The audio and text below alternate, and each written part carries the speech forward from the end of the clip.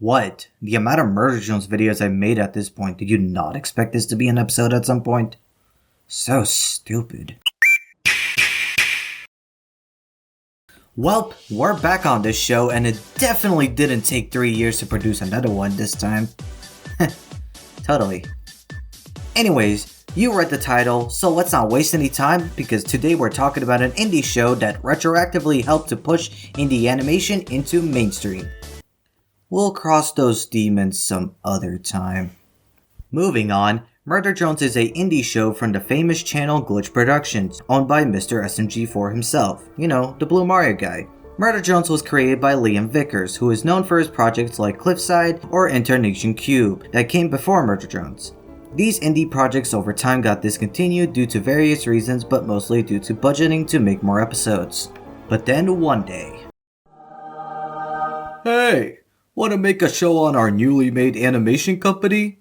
We'll give you a platform to make it on, and we'll give you the resources and creative freedom to do whatever you want. And on October 30th, 2021, Murder Jones officially launched its pilot episode on Glitch Productions. The story follows a post-apocalyptic world far into the future, where humans working for a company JC Jensen in space, known for building robots called worker drones, to, build stuff. But one day humans did an oopsie and offed themselves on an exoplanet Copper 9. Sounds like something humanity would do because we're stupid. After all the humans got eradicated, the worker drones went rogue and created their own society. Quote-unquote JC Jensen in space didn't like AI as much as we do nowadays and decided to build more AI to kill the other AI. These robots were the disassembly drones, set to go and kill other all-worker drones and also for some reason consume their oil to survive. Oh, that's why it's called Murder Drones, now I get it. The worker drone Con Dorman built doors to keep the murder drones out, which kinda worked. On the present day, we follow our protagonist, Uzi Dorman, the daughter of Con Dorman. She's your typical angsty teen/emo main character that in universe nobody likes nor knows about. Uzi, tired of everyone's bullshit of hiding behind doors and wants to do something about it. So she builds a sick railgun to possibly try to kill them, without really testing if it works and ends up blowing up the class in the process. Is it justice, approval of her father, or absolute stupidity? I don't fucking know, bro. After sneaking around and tricking her dad to leave outside, Uzi finds the piece she needed to finish the railgun, until she gets attacked by a disassembly drone, and after vaporizing it, Uzi thinking it's over, the drone suddenly regenerates and then introduces himself as Serial Designation N. Yeah, he's friendly now, because he got knocked offline and couldn't recognize Uzi. After some bonding, I guess, we find out that N along with two others, V and J, got sent down here to kill all worker drones, but later we find out that the ship is only one-way trip, so they're essentially stuck here.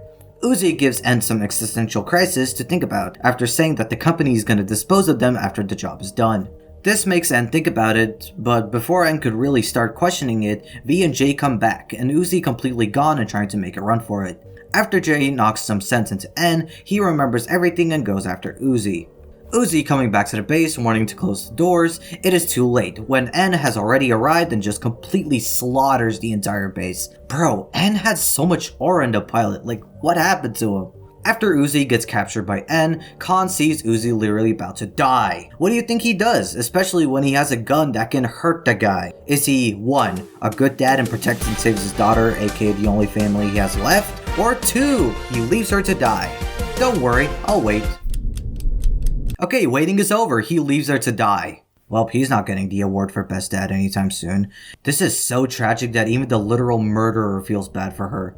Before N could finish her off, J and V show up to congratulate N on the well done job. J gives N a branded pen, but then N thinks back to what Uzi said and starts questioning the company. J finally finds a reason to kill N, which I think is the thing she's been wanting to do for the entire time, infects him with a virus and leaves.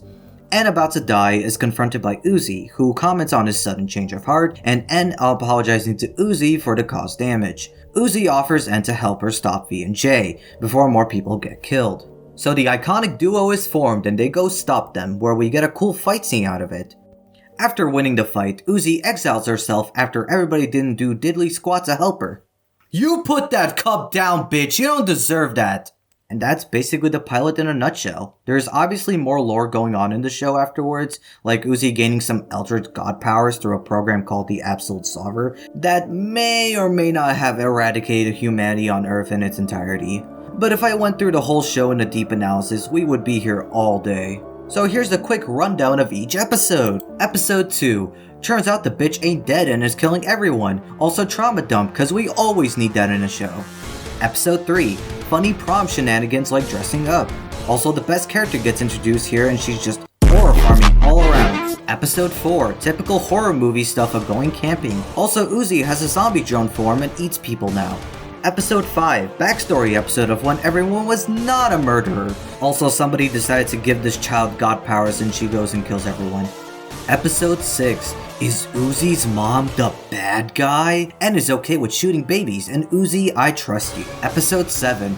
More trauma! Is this where all the budget went? Also, my goat dies and it makes me sad every time.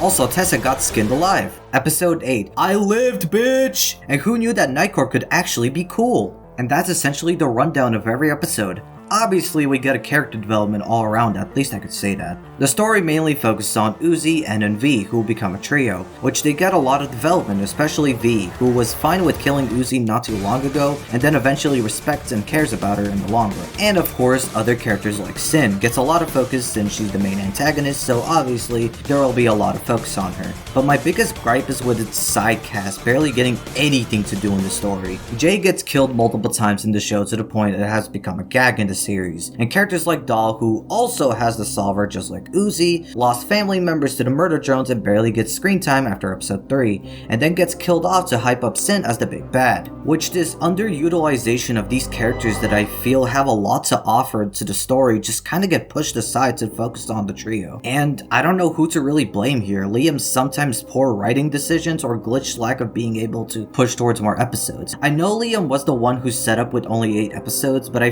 do feel there is something going on behind the scenes of why that is. Is it a budget problem? They've stated before that the merch is the main funding for the episodes. I don't know, man. But due to this fact, those characters and many more kinda don't do a lot, even though they have a lot to offer. Jay, for being a leader, doesn't accomplish much in the show, actually fails more than you think. Other characters like Lizzie or Thad kinda get forgotten about for a good portion of the series, especially when they've closed with the main trio, so they should be more important, I think. But I think of the characters that got done dirty in this show is definitely Doll. So fuck it, I'm gonna talk about Doll's side of the story for the next 2 to 3 minutes because fuck you, this is my video and I do whatever I want. Let's start with her first appearance in the show, the pilot.